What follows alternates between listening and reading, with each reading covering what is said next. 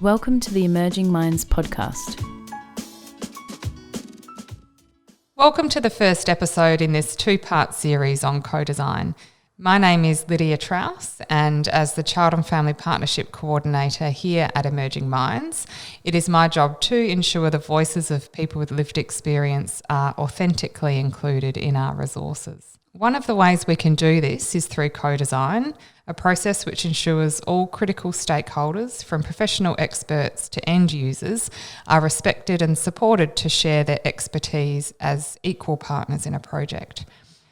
This series focuses on a paper co-designed and developed for Emerging Minds by Jason Tyndale, a child and family partner, Jackie Amos, a psychiatrist, Rhys Price-Robertson, a researcher, and me. It examines the ways we supported Jason, as the person with lived experience, to contribute authentically and equally in the conceptualisation, design and development of the resource. I'd like to welcome Jason, Jackie and Rhys to part one of this series. In this episode, we will be focusing on the practical tips we have learned are vital to the co-design process. Welcome, everyone. Thanks, Lydia. Good to be here. Jason, could you get us started by telling us why you said yes to being involved in this project? Yeah, sure. My experiences with Emerging Minds have been quite positive in the past, and when I was approached to do co-design, I felt like it was a great opportunity to use my knowledge and experience as a child and family partner to put something into action that would hopefully have some really positive outcomes.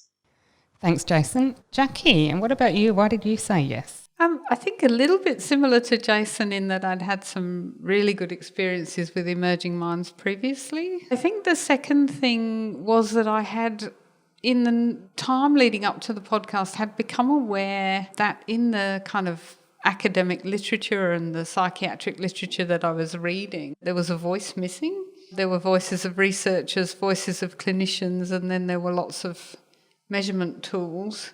But what none of that told me was what the experience of the person receiving care was, and whether in fact the care was actually making people feel better.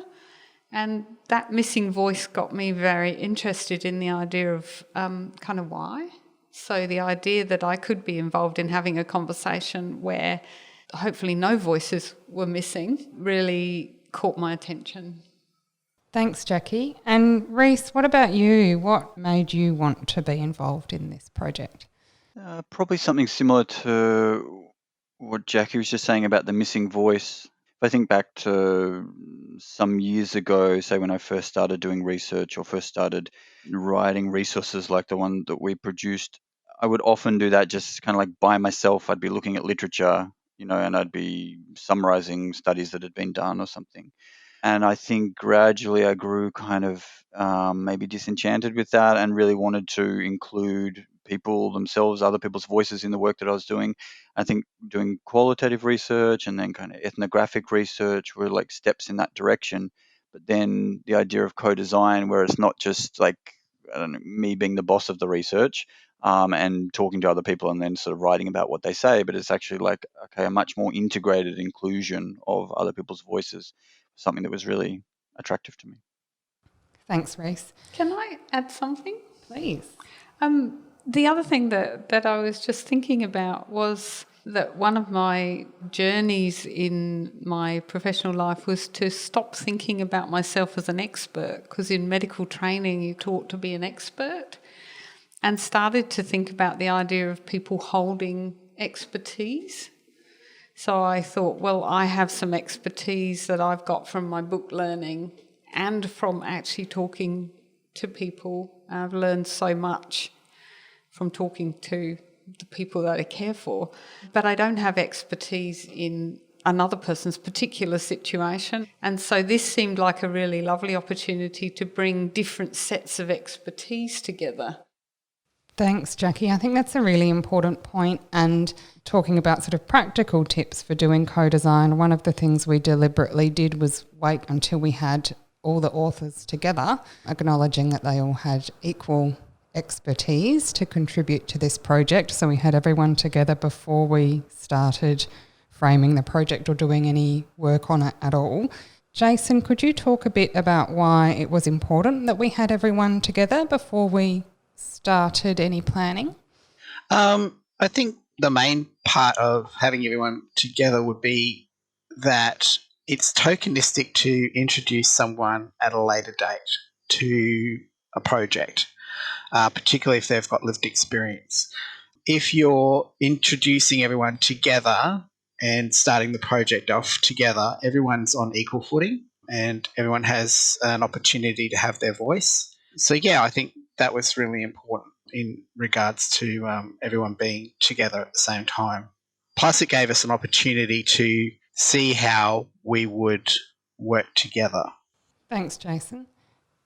Jackie or Rhys, did you want to add anything to that?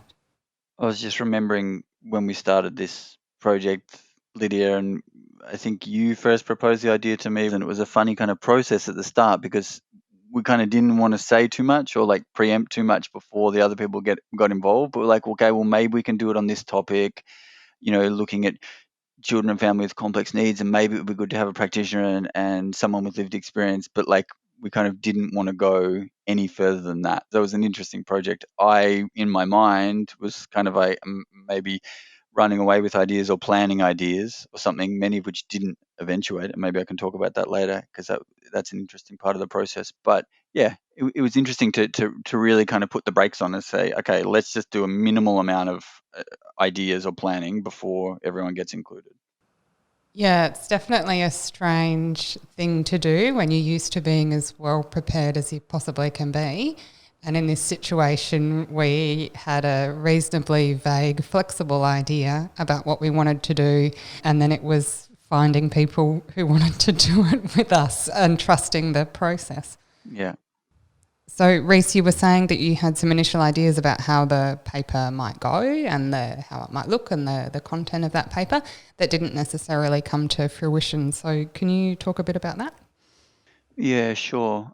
I guess even though before I said that I wanted to do something different, I wanted to include other voices in the process in ways that I hadn't. I guess, old habits die pretty hard. And I'd been doing research for quite a long time and got in the habit of just like coming up with a plan or getting an idea or what I need to write and looking at the literature and then just like planning stuff, and then just kind of making that happen and having to produce papers quickly. And I started to do that in this process. So, I was thinking about, okay, we've done a few papers on working with children and families, so let's do another one and we'll include the lived experience voice and a practitioner voice, and that'll be really good.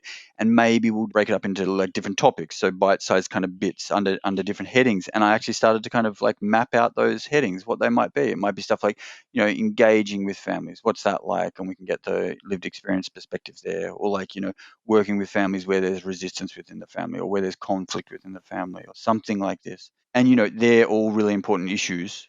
They certainly things that could be explored, but the expectations I had around what the paper would be like were very different to how it ended up being.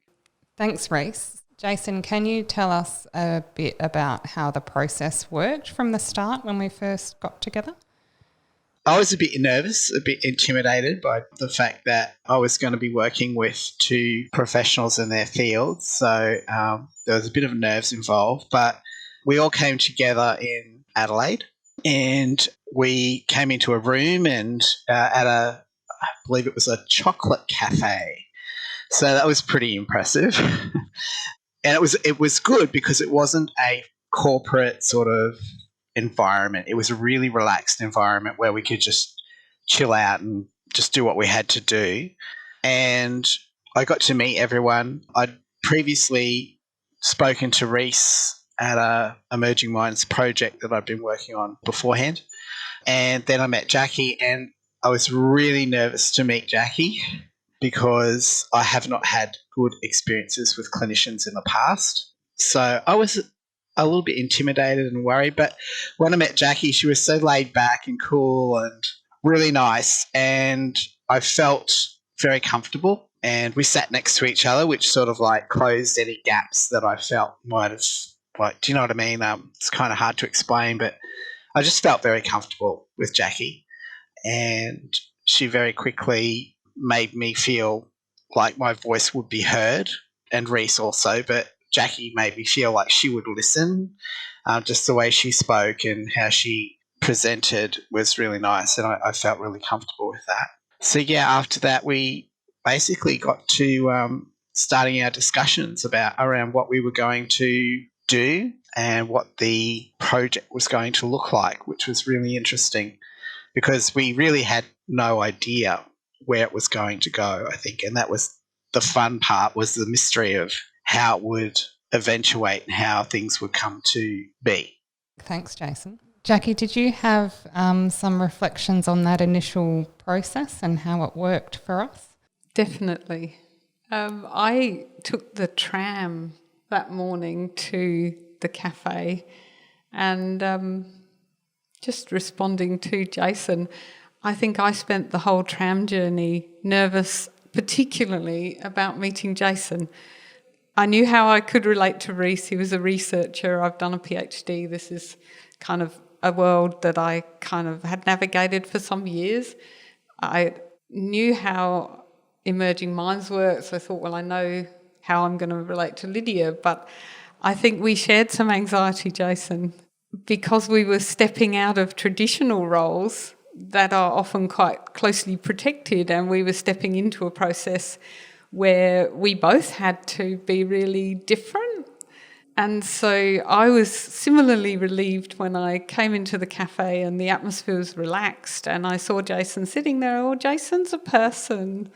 You know, I'm a person. This is okay. We can meet as people. And so I think that relaxed atmosphere and that kind of ability to sit somewhere comfortable and non-corporate and non-clinical was really important in Jason and I being able to find that place of comfort together quite quickly. And I was really nervous about, perhaps as a clinician, my voice being far too loud. So I did what I do when I'm nervous and just put that all out on the table. And it sounds like that was helpful. Being transparent about my fear about that was really helpful for us, Jason and I, to get over that initial hurdle. And my strongest memory was that we had set aside a little bit of time to introduce ourselves, and that actually became half a morning and became really, really important in the process. So making that time for personal and professional introductions so that we met as people seemed to be very, very important in the practical process. Mm. And can I add there that it felt like going through the process, working together, saying that, yeah, like you said, that initial morning, and I feel like maybe to use kind of psychotherapeutic terms or something, we were doing kind of contracting. We were doing kind of like working out, like how are we gonna do this? How are we gonna relate to each other in this space? You know, who should talk first, and how should we make sure that one voice doesn't dominate, or some voices don't dominate? And it was through that very process, that time we took, and we did have time. You know, we've been talking about the space was nice, and it was nice, but we also had time. We had 2 days. You know, you don't often get 2 days just to be and just to go through this process. And it was by taking that time that actually the topic of the paper started to emerge. And it was like a kind of parallel process. We're going through something and we're wondering, you know, okay, who holds the power in this situation and whose voice might dominate, and how can we kind of sort of work against that in this situation, make sure one voice doesn't dominate. And we realized that those topics that we were struggling with as we're meeting each other, as we're working out how to relate to each other, are the very topics that they cut across so much practice, you know, not just practice in health and welfare services. I mean, they cut across practice and life. You know, it was issues of power, issues of suffering, issues of inclusion. So what I really loved was how when we had the time, when we allowed the time, and we came with a kind of effort and a willingness to negotiate and work together and maybe challenge traditional ways of doing things, then these really interesting, I would think, kind of almost universal topics started to emerge. Jackie, did you want to offer a reflection? Oh, the thing that I just picked up on that I wanted to somehow underline is that we had that non-clinical space, we had time, and we had permission from the organisation who had chosen to bring us together. We had permission to just let the process create something. We didn't have external kind of constraints, and I think that allowed this process to be very free and very creative, and perhaps would be something of an ideal if people are embarking on co-design. It's that whole thing of how do you actually make the physical space, how do you make the time space, and how do you make the conceptual space so that something can genuinely emerge. And I think we had the really good fortune to be supported in that.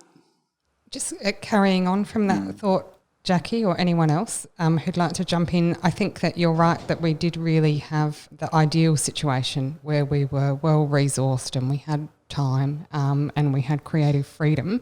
There's probably many people out there in organisations that would have a lot more constraints put on them if they wanted to do a similar co-designed project. Do we have any tips or tricks for people who might want to do co-design but who might have more constraints on their work due to the nature of their organisational funding agreements and so on? I think it's really important that the person with lived experience is remunerated in some respects, just because when you're working with professionals, you're also a professional expert in your field.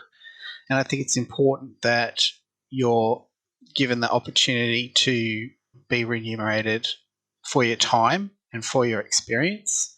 That's something that I really like about Emerging Minds, is that you treat all of your lived experience or child and family partners with that respect, which comes with, just showing people that we are we have value, and that our experiences and our lives mean something. And I find that's really important. Thanks, Jason. That is a super important point. Do we have any other tips for organisations who might have more constraints put on them? So obviously remuneration is something that we're encouraging organisations to strive to be able to provide. But can co-design be done in an environment where you've got more constraints? I'm thinking about organisations building in processes that allow for the emergence of unplanned things.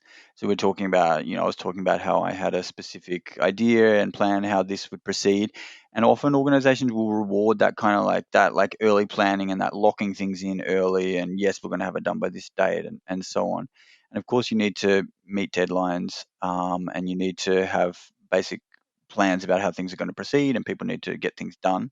But also, part of the reason why this was such an interesting project is like we're saying, because we allowed for this emergence and things come up that you couldn't plan. So I think it's something about if it's organizations, say, producing resources that are going to be co-designed, it's about having various maybe points along the way where the direction can be changed, where people can pivot and they can say, we had this original idea of doing that.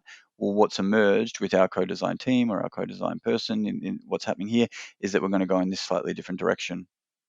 I think the thing that I was thinking about was that if there are immovable constraints, then I think a co-design process could benefit from those constraints being absolutely upfront from the very beginning, so that it's really transparent and everybody in the co-design process knows that these are things we can do, these are things we can't do, and these are timeframes we can and can't have, which might, change how much emergence can happen or how much the creative process can kick in, but at least it wouldn't be a nasty surprise.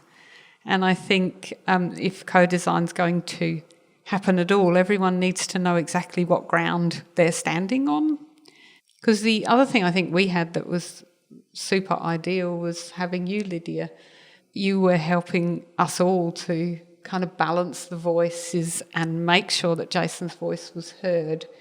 And I think having that formally protected, given the traditional kind of balances of power, that was another really important practical part of this that made it work, facilitated the process.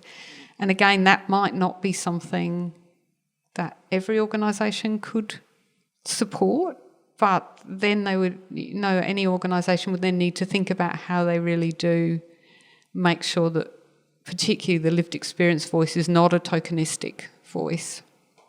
And how was it for you, Jason? What were some of the practical things that maybe helped you to be involved in an authentic, genuine way?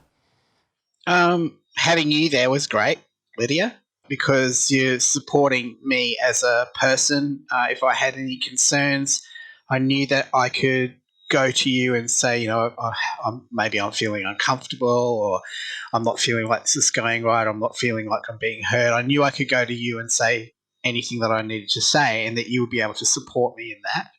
And I think that's really quite important, that you have the support that you need when you're going into a project like this, because it's such a big undertaking. And I think, like, for example, I've got a bad memory because of my medications and things, and I knew that I could bounce things off you, Lydia, and like run things by you and get things done like later on in the project that were maybe a little bit confronting or difficult for me to try and put into words. Being able to be there in Adelaide with everyone rather than sort of like doing it over, say, Skype or Zoom or whatever, was also really helpful, because I could be in that space with Rhys and Jackie, and you get a feel when you're in a space with someone, you get a feel for what the emotions are like in the room. If there's any tension, if there's any discomfort, you can feel it. Whereas if you're on a Zoom or something like that, or just over like voice, you can't really get a feel for what's happening. So I think the practical part of like being together, being able to be supported, and also having the time again to that was really important. The time factor was, we had those 2 days, so that was great. But the rest of the project obviously took quite a little bit to put together with the paper and everything. But we had time up our sleeve, and there was no real pressure. We had deadlines, but there was no real pressure to, you've got to have it done right now. And so I felt that very comfortable in that approach as well. Well said. Thanks, Jason. Rhys, you touched on before that we went through a sort of an initial getting to know each other phase of the project, and from that, sort of as a parallel process, we came up with these 5 questions which the paper was based around. Would you be able to talk a little bit to those? Yeah, so as I said, we had this process where we're working out how to relate to each other and how to create this paper together. And these questions were arising for us. So I think what happened is maybe I started to, in my maybe classic kind of research type fashion, I started to like take notes on the board. We had a board or something, or paper. Started to take notes on paper, and they started to cluster around the conversation we're having. They were kind of clustering around these questions, and we ended up framing these questions. So the first one was, where should we focus? And I guess as we were talking about that, we realized like how important this question is, this one of focus, like where do you put your attention? How important that is for practitioners as well. And that's what we talked about in the paper. Like, where do you focus? Do you focus on individuals? Do you focus on their brains? Do you focus on their faulty cognitions? Do you focus on family systems or parent-child dyads or social systems? There's so many ways you can look at the world, and so many different areas you can focus on. And I think they're like really important questions, fundamental questions for practitioners to be bringing to the work. And in our case, it might be like we were strongly advocating for a kind of a focus not just on individuals, but a focus on families and how families interact. And so that was the first one. Where should you focus? The next one that came up was, who holds the power? And as we've been touching on, this was an important question for the three of us, because there are pre-existing disparities in power. We've got Jason who has lived experience of accessing services, and that can very easily put people in a kind of disempowered position. And on the other hand, we've got Jackie, who's a psychiatrist, which is like one of the most powerful roles you can have in our health system. And we've got me as a researcher, which kind of has its own power, the power to share your ideas, the power to frame things, the power to define things. So this was a question that came up for us, and it's a super important question in services, because those same disparities, exactly like what Jackie and Jason have been talking about, they both came with fears because they've both been interacting with the system from different angles for many years, and they know the power relationships that are there, and they know the problems that can cause. And so that question, who holds the power, was one we explored in our paper. And Jackie, I think in particular, wrote really well about how the onus is really on people who do have a lot of power to challenge that, and to Jackie wrote at one point about like genuinely cooperative dialogues as an example of how you might be kind of balancing out the power just at a micro level, in a kind of interaction, genuinely listening to people. It can be as simple as that, or having a dialogue, finding out about people. The next question we had was who gets to speak. And that's already been touched on by Jason and Jackie when they're talking. Like when should we speak? And Jackie was saying she was worried about speaking too much, and I was worried about that too. I'm used to sitting around a table in professional settings and having my voice heard and feeling free to speak. And I guess I have to realize, and as Jackie I think was realizing, it's an embodiment of or an expression of certain types of privilege. And it's good to challenge that, who gets to speak, and it's good for practitioners to challenge that as well.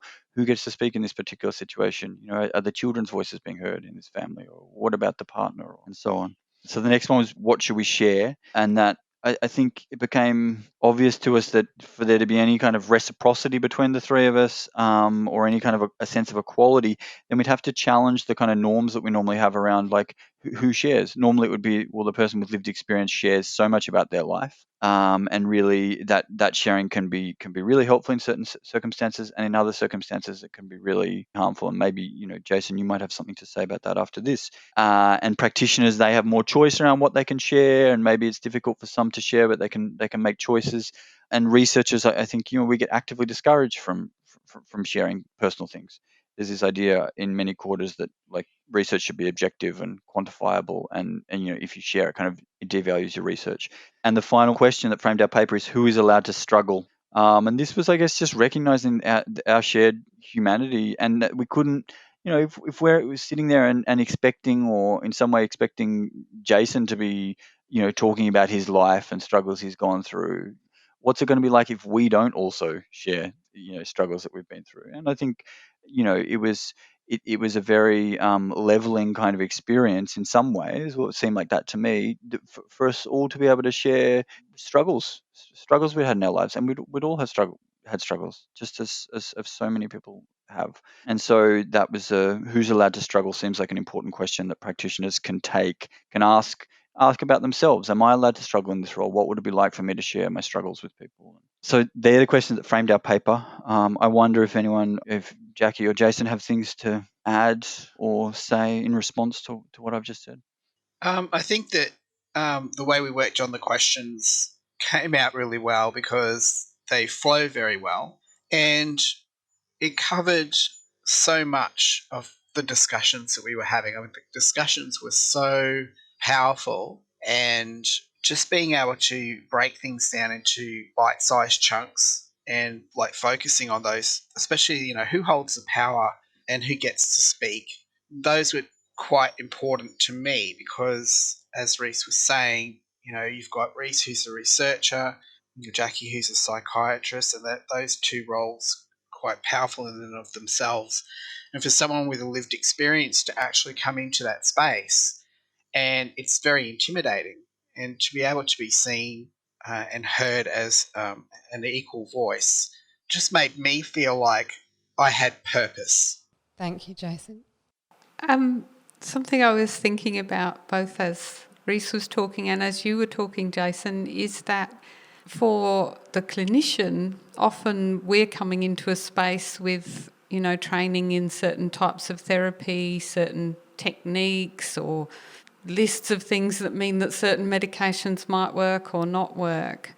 And that idea of where do we focus suddenly took on some new meaning for me in this conversation, which is that if we focus on our techniques and our knowledge base and our prescription pads or medications or those technical aspects of the work, then we can't hear the voice of the other because we are imposing a whole lot of structures on the conversation. And it suddenly dawned on me that something I do but hadn't thought about quite so clearly is if we focus on the relationship, then the moments where our technical understanding is going to be useful will become clear and they can emerge out of the conversation, which is again another parallel with how our co-design process worked. If we'd come in with a clear plan and all stuck to it, we wouldn't have found these questions. And as a clinician, if I come in with a clear plan about what I think is going to be good for you, Jason, then I'm not going to hear your voice and I'm not going to find the bits of my knowledge that are relevant to you through us having that creative conversation. Thanks, Jackie. One of the things we did in the Who Gets to Speak section, Jason, was that we got some of your kids involved because we were conscious that we were missing the children's voice in the writing of this paper. Could you talk a bit about that for us? Yeah, involving the children was interesting. They get very excited whenever I say I'm doing a project for Emerging Minds. They get excited. I think they get excited for me, but I think they also see it as an opportunity to get Krispy Kremes when I come back from Adelaide. But they really liked the fact that I said to them, look, I'm doing this project and we'd like to have your voice as well. And when I told them, that they would be remunerated, they were very happy with that as well, because their voices are also valued. And so they were quite happy to sit down, and we went through pretty much the same process that we did with our group here, going through that process. So we sat down as a family and we went through some of the questions and some of the things, we just discussed them and asked, how they felt about certain things. And I think the way it works when we have a family conversation like that is that they feel very valued, that their voices are important. I think from their perspective, I would imagine, well, I don't know, I can't really say because that's actually speaking for them, isn't it? So, but they did enjoy it, and they did find, like when I told them, that the paper had been published and it's had, quite some views and things, and they were really excited for that, and they said, oh, well, we hope that lots of people read it. So there is that follow-on from that. The kids were really excited about the project. Thanks, Jason. Jason, I was wondering if you had any reflections on if we were to do this process again, if you think there's anything we might do differently or anything that we could improve on. And the other thing to ask you was if you had any practical tips for others who might wanting to be embarking on co-design. Everything went really well. I can't think of anything that I would personally want to see change. I was supported. The venue was great. Like, that whole relaxed venue, that was important. It was a really positive experience for me. Tips, I would say, make sure you get your lived experience person in as soon as possible. Don't leave it and have them as an afterthought or a tokenistic sort of representation, because that's just doesn't work. Thanks, Jason. I think I just wanted to add to that often as professionals we feel like we want to have a bit of an idea what we're talking about before we chat to people with lived experience and engage with them. Maybe we don't want to look silly, we want to look like the experts. But in fact, if we acknowledge our starting point and start with people with lived experience early, we grow on the journey together and get a better outcome in the end. So it can take a bit of bravery for everyone, I think. Absolutely. Jackie. I don't think I have much to add. I'm a bit like Jason. The process worked really well for me. You've also both mentioned the thing I was thinking about, which is not totally practical, is that it requires courage.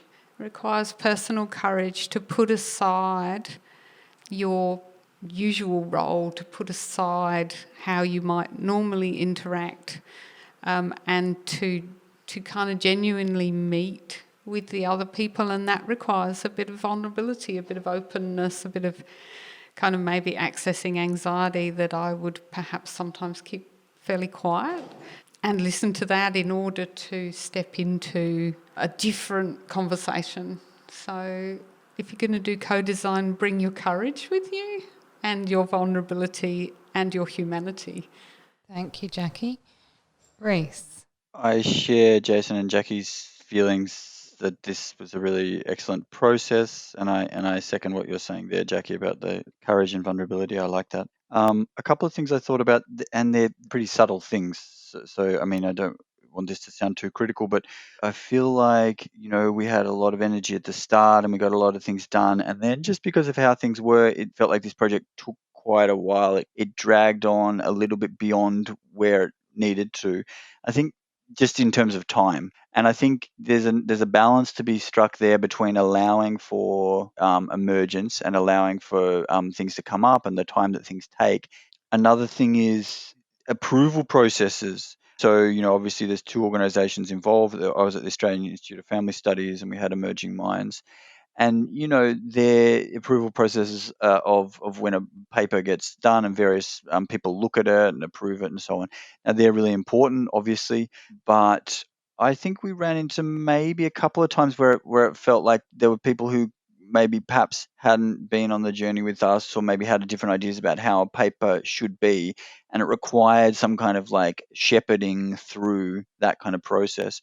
So I guess maybe a tip I'd have, if I had one around this, would be that for that to be sort of thought about and talked about and built into the process from the start. Like, okay, we're doing something different here. We're doing something where there's going to be a kind of emergent process occurring, and the paper might not be exactly how you planned, and there has to be a kind of a scope, maybe an understanding from people within organizations that, like, sometimes different products are going to come out. Thank you, Jason, Jackie and Rhys, for sharing those tips and insights. You've highlighted the role that remuneration, support, trust, courage, creativity and avoiding tokenism play in the co-design process. Stay tuned for part 2 of this series, where we will be reflecting on some of the lessons we learned whilst undertaking this co-design process. Visit our website at www.emergingminds.com.au to access a range of resources to assist your practice. Brought to you by the National Workforce Centre for Child Mental Health, led by Emerging Minds. The National Workforce Centre for Child Mental Health is funded by the Australian Government Department of Health under the National Support for Child and Youth Mental Health Program.